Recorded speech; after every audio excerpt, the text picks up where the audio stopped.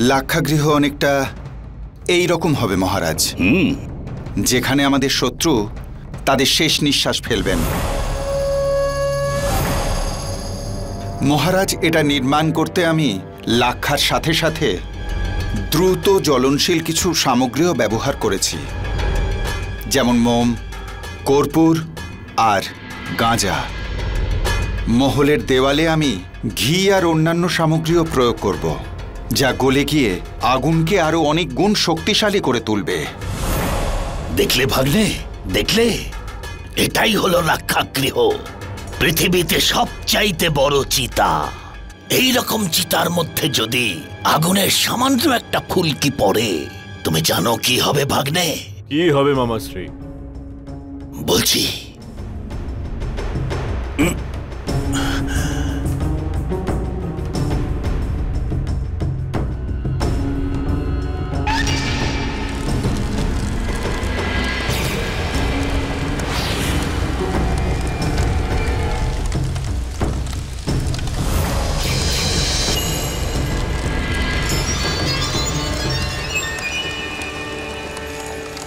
বাস শুধু একটা ফুলকি আর পাণ্ডবদের জীবন সমাপ্ত।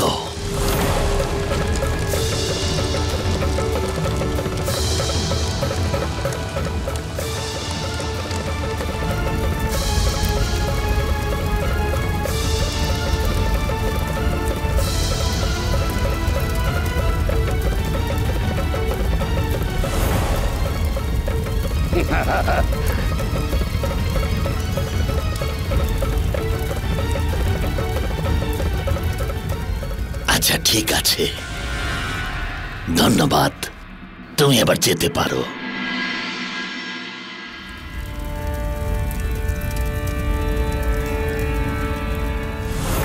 মামাশ্রী, শুনতে তো খুবই ভালো লাগছে যে যুধিষ্ঠিরকে বার্নাবর্তের শিব মহোৎসবে পাঠিয়ে দেওয়া হবে, আর ওখানেও আমাদের দ্বারা নির্মাণ করা ওই যতুগৃহেই থাকবে, আর ওই মহলেই আমরা সুযোগ পেলেই আমরা ওকে শেষ করে দেব।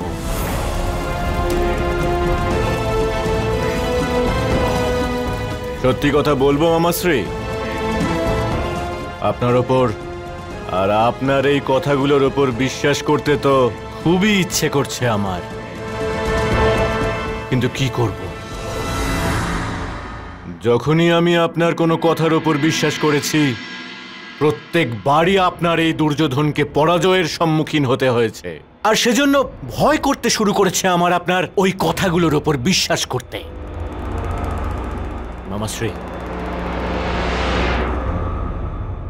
এবার তো দুর্যোধন ঠিক সেই দিনই প্রসন্ন হবে, সেই দিনই আপনার জয় জয়কার করবে, যেদিন আপনি আমার কাছে দৌড়তে দৌড়তে আসবেন আর বলবেন যে, প্রিয় ভাগনা, দেখো আমি তোমার পরম শত্রু যুধিষ্ঠিরকে স্বর্গে, নরকে পাঠিয়ে দিয়েছি। সেই দিন আপনার প্রিয় ভাগনা খুব প্রসন্ন হবে।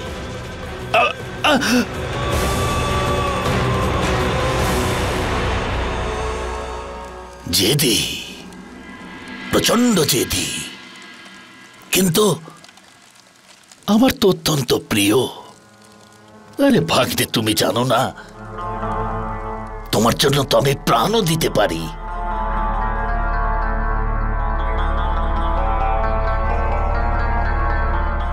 আরে দুঃশাসন, তুমি কেন চিন্তা করছো? পরবর্তী রণনীতি ভাববো আমরা। তাহলে মামাশ্রী, প্রথমে আমাদের কোন কার্য করা উচিত? সবার প্রথমে তো তোমার পিতা হস্তিনাপুর নরের ধৃতরাষ্ট্রকে আমরা বোঝাবো যে উনি এই বৎসর বারণাবতের শিবোৎসবে যেন অংশ না নেন। যুবরাজ যুধিষ্ঠিরকে পাঠান যেন উনি। এখন পর্যন্ত তো পৃথিবী কৃষ্ণকে সবচাইতে বড় কূটনীতিবিদ বলে মানে, কিন্তু এবার পৃথিবী বুঝতে পারবে যে ওর চাইতেও বড় কূটনীতিবিদ একজন আছে, বড় কূটনীতিবিদ গান্ধার নরেশ শকুনি।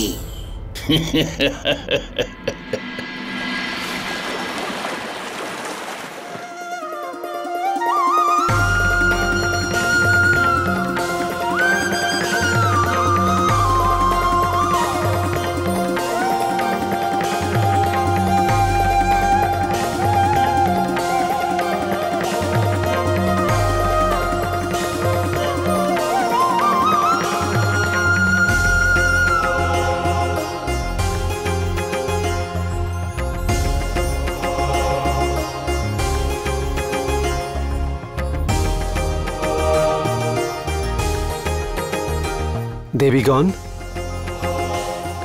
এত সব আয়োজন কিসের? আমি তো কিছুদিনের জন্যই দ্বারকার বাইরে গিয়েছিলাম। হে দ্বারকা অধিপতি, আপনার থেকে সামান্য দূরত্ব আমার জন্য 7 জন্মের সমান, তো দিন তো যুগের সমান। আপনার আশায় প্রসন্ন তো হয়েইছি, সাথে আপনার ভ্রাতা শ্রী যুধিষ্ঠির হস্তিনাপুরের যুবরাজ হয়েছেন। তবে এই সময়টা আমাদের জন্য শুভ আর প্রীতিকর নয় কি? এবার তো সন্তুষ্ট আপনি? এবার আপনার প্রিয় পাণ্ডবদের ওপর সব সংকট সমাপ্ত হয়েছে।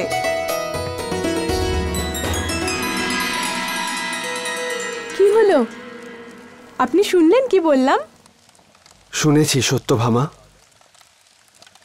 এক আদর্শ সমাজে আর একটি আদর্শ সংসারে এরকমই তো হওয়া উচিত। কিন্তু দুর্ভাগ্য আমার যে কোনো আদর্শই নেই। এই জন্যই তো। সেই জন্য কি স্বামী? এই জন্য এটা বলা একদমই উচিত হবে না যে পাণ্ডবদের সব সমস্যার সমাধান হয়ে গেছে। সত্য উদ্ঘাটনের ষড়যন্ত্র তো সবেই তো শুরু হয়েছে। ছুরির জন্ম যেভাবে কোনো কিছু কাটার জন্য হয়ে থাকে, ঠিক তেমনি গান্ধার নরে শকুনির জন্মের উদ্দেশ্য ধ্বংসের জন্যই।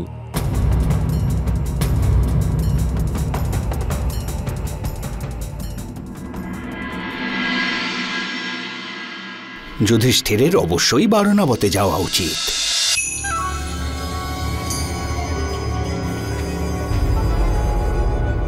ভ্রাতা শকুনি, আগে এমনকি আমি, আপনি আর দুর্যোধন তিনজনেই যেতে পারি পাণ্ডবদের সঙ্গে চন্দ্রমৌলির দর্শনের জন্যে।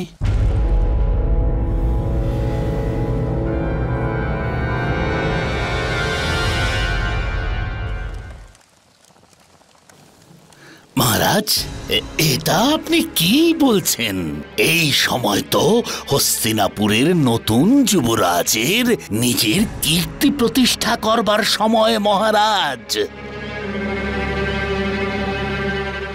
এবার আপনি ভাবুন, যদি এই সমারোহে হস্তিনাপুরের নূতন যুবরাজ যান, ওখানে আপনার আমার সঙ্গে যদি অন্য কেউ যায়, তাহলে পৃথিবীর মানুষ তো এটাই বলবে মহারাজ, যে মহারাজ ধৃতরাষ্ট্র নিজের ভ্রাতৃপুত্রের কীর্তি সহ্য করতে পারছেন না। তবুও আপনি যদি যেতে চান তাহলে চলুন, আমিও যাচ্ছি, সভাসদেরও সঙ্গে নিয়ে নিচ্ছি, আর হস্তিনাপুরের অন্যান্য মহারথীদেরও সঙ্গে নিয়ে নিচ্ছি মহারাজ। না না না ভ্রাতা শকুনি, আপনি ঠিকই বলছেন। প্রজাদের কাছে যুধিষ্ঠিরের একাই যাওয়া উচিত। আপনি যুধিষ্ঠিরকে আমার কাছে পাঠিয়ে দিন, আমি কথা বলতে চাই। যথাজ্ঞা মহারাজ, যথাজ্ঞা।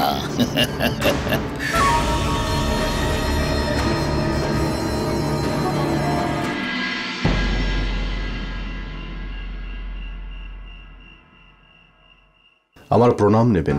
পুত্র যুধিষ্ঠির, এসো এসো, বসো পুত্র, ওখানে বসো।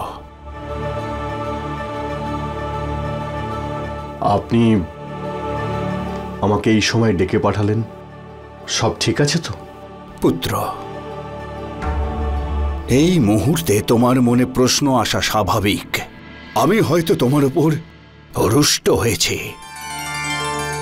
অথবা আমি হয়তো তোমার অমঙ্গল চাই, কারণ রাজপদ আমার পুত্রের বদলে তুমি পেয়েছ। আপনার কথায় ব্যাঘাত ঘটানোর জন্য দুঃখিত, কিন্তু আপনি এটা ভাবলেন কি করে যে আমার মনে এইরকম চিন্তা আসবে?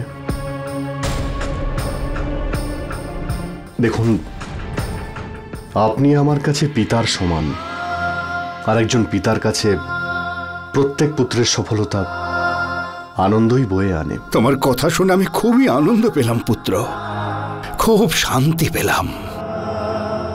তুমি তোমার তাতশ্রীর ভালোবাসা আর তার ন্যায় বিচারের উপর ভরসা করো। পুত্র, আমি এখন চাই তুমি তোমার তাতশ্রীর এই বৃদ্ধ আর দুর্বল কাঁধের ওপর থেকে রাজার কর্তব্য আর ভবিষ্যৎ দায়িত্বের বোঝা ধীরে ধীরে নিজের কাঁধে নেওয়া আরম্ভ করো। যথা আজ্ঞা। আপনি শুধু আমায় আজ্ঞা করুন, আমাকে সঠিক পথ দেখান। পুত্র, বারণাবতে শিব মহোৎসব হচ্ছে। ওখানে আমার অনুজ তোমার পিতা পাণ্ডু প্রতি বছর অংশগ্রহণ করত। আমি চাই যে এবছর তুমি যাও আর ওখানকার সমারোহে অংশগ্রহণ করো, যাতে হস্তিনাপুরের প্রজারা তাদের ভবিষ্য রাজাকে দর্শন করতে পারে। অবশ্যই যাব, আপনার আজ্ঞা আমি পালন করব। আমি ওখানে অবশ্যই যাব। তাহলে যাবার জন্য তৈরি হও পুত্র। ওখানে তোমার থাকার জন্য এক সুদৃশ্য রাজপ্রাসাদ তৈরি করা হয়েছে। ভ্রাতা শকুনি সেই মহলের প্রশংসা করছিলেন। তুমি ওখানেই থাকবে। যথা আজ্ঞা। প্রণাম। আমি ওখানেই থাকব।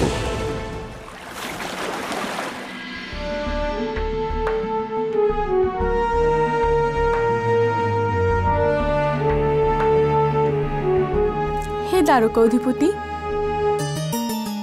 আপনি আপনার ভ্রাতা যুধিষ্ঠিরকে এই বার্তা কেন পৌঁছচ্ছেন না যে উনি গান্ধার, নরেশ আর দুর্যোধনের থেকে দূরত্ব রাখেন? আমি যদি প্রত্যেকবার ওকে সাহায্যের জন্য এগিয়ে যাই, তাহলে ও নিজে থেকে কিভাবে শিখবে এবং বুঝবে?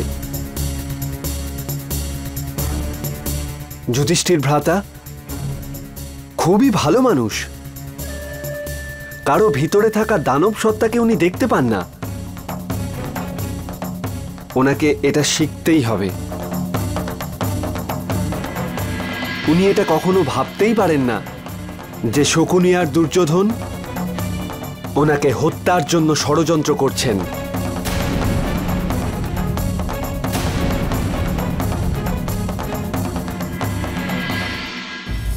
ভ্রাতাশ্রী, আপনি বোঝার চেষ্টা কেন করছেন না?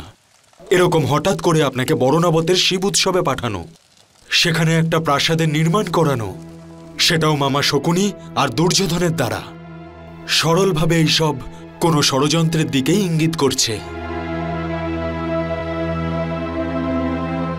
ভীম, এরকম কিছুই নয়।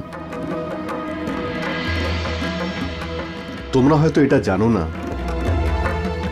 আমাদের পিতা মহারাজ পাণ্ডু প্রত্যেক বছর এই মহোৎসবে যোগদান করতেন।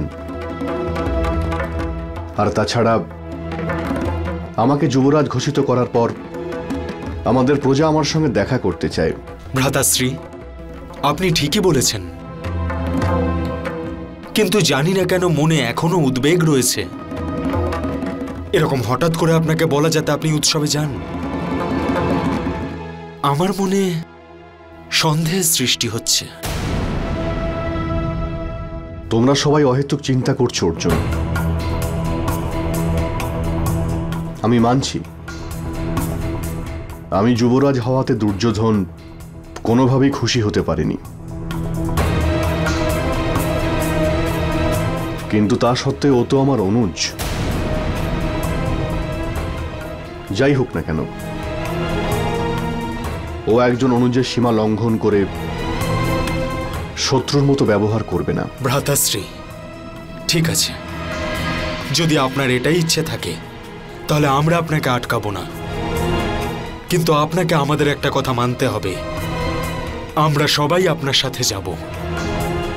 ভীম, তুমি এরপর আপনি এই ব্যাপারে আর একটা কথা বলবেন না, আমাদেরকে নিয়ে যেতেই হবে আপনাকে।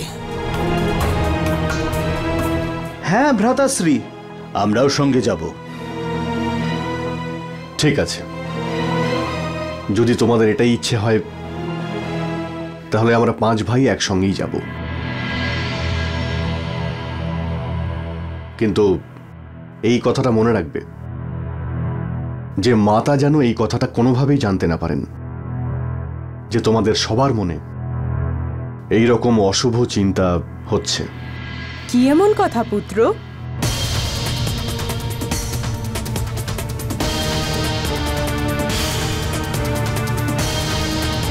আসলে মাতাশ্রী, আমি দাদাকে বলছিলাম যে বরণাবতে আমরা নিজেদের জন্য সবজি আর ফল ফুল নিজেদের বাগানেই ফলাবো, কিন্তু ভ্রাতা বলছেন যে এইসব ব্যর্থ প্রচেষ্টা।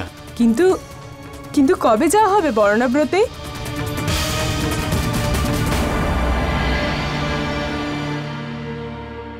মাতা, তাতশ্রী চাইছেন যে এই বছর ভ্রাতাশ্রী বরণাবতের এই উৎসবে অংশগ্রহণ করুক। যদি আপনি আজ্ঞা দেন তাহলে আমরা সবাইও ওনার সাথে যেতে চাই। এ তো ভীষণ আনন্দের কথা। আমি তো বলবো শুধু ভাইদের কেন, মায়েরও তো সেই সুযোগ পাওয়া উচিত নিজের সন্তানদের সাথে সময় কাটানোর।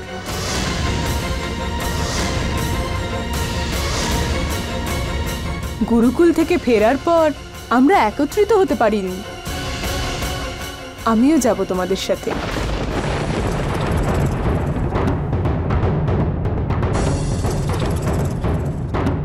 আপনি আপনার ভ্রাতা যুধিষ্ঠিরকে এই বার্তা কেন পৌঁছচ্ছেন না যাতে উনি গান্ধার নরেশ আর দুর্যোধনের থেকে দূরত্ব রাখেন?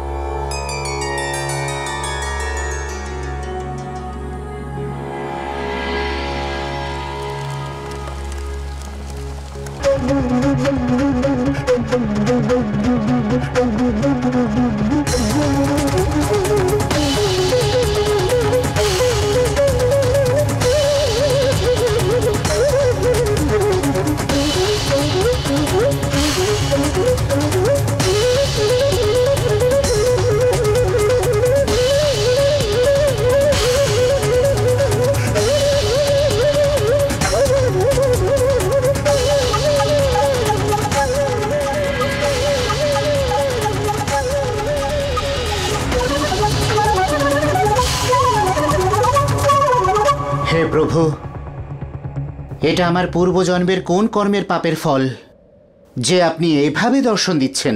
হে বিদুর, আমার আপনার সাহায্যের ভীষণ প্রয়োজন, সেই জন্যই আপনার কাছে চলে এসেছি। সাহায্য? আমি 3 লোকের স্বামীকে? হে প্রভু, আদেশ দিন শুধু।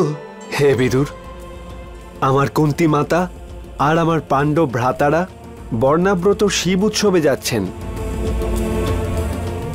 সেখানে মামা শকুনি চক্রান্তের ফাঁদ পেতে রেখেছেন। মোম দিয়ে তৈরি রাজমহল, যেখানে পাণ্ডব ভ্রাতাদের জীবন্ত জ্বালিয়ে দেওয়ার ষড়যন্ত্র করা হচ্ছে, যাতে যুধিষ্ঠির ভ্রাতার পরে দুর্যোধনকে রাজ সিংহাসনে বসানো যায়। হে বিদুর, আপনি আমার পাণ্ডব ভ্রাতাদের কাছে যান আর ওনাদেরকে সতর্ক বার্তা দিন, আর অবশ্যই ওনাদের সুরক্ষিত রাখার পথ আপনিই তৈরি করুন। দীর্ঘায়ু হোক।